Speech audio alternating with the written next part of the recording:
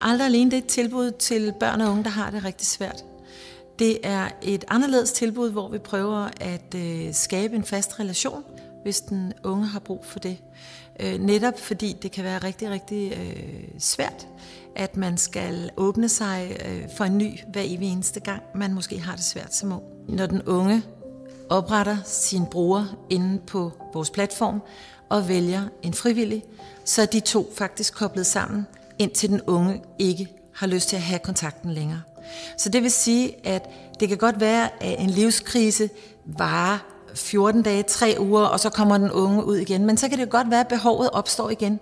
Og så kan den unge jo faktisk bare logge ind igen, og så er den frivillige der igen. Så det vil sige, at de skal aldrig starte forfra, men de danner en relation, der kan være længerevarende. Og det er helt klart styrken i Aldrig Alene. Jeg er frivillig Aldrig Alene, fordi at det er fedt at gøre en forskel for unge og for børn.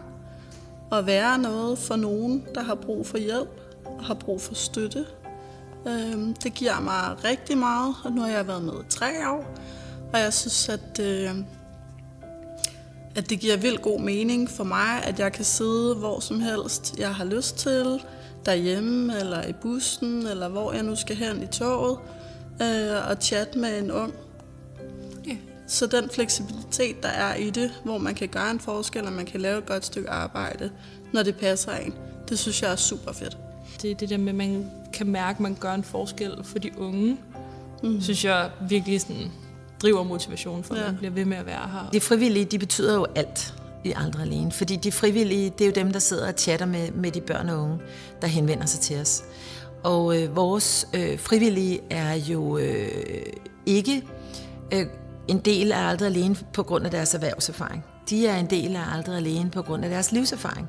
Fordi vi alle sammen har livserfaringer, vi forhåbentlig har lært af i vores liv. Og når vi bruger dem på den måde, at vi ved, at der er lys for enden af tunnelen, så uanset hvad du nærmest kommer ind i og møder som ung, barn og så videre, så er der altid lys på den anden side. Det kan godt være, at det lige nu er super mørkt, men det de frivillige de gør, det er, at de tænder en lampe og siger, ved du hvad, det skal nok gå. Jeg er lige her. Jeg kan godt forstå, det er meget mørkt lige nu, men jeg er lige her. Det jeg tror, der gør det svært at være ung i dag, det er blandt andet sådan det der med, at der er sådan så meget pres på ungdommen, og det er ikke kun omkring sådan sociale medier. Du skal være god til at gå i skole. Du skal have et virkelig godt socialt liv, hvor du gerne fester hver dag i weekenden. Og så skal du se smadret godt ud, mens du gør det hele.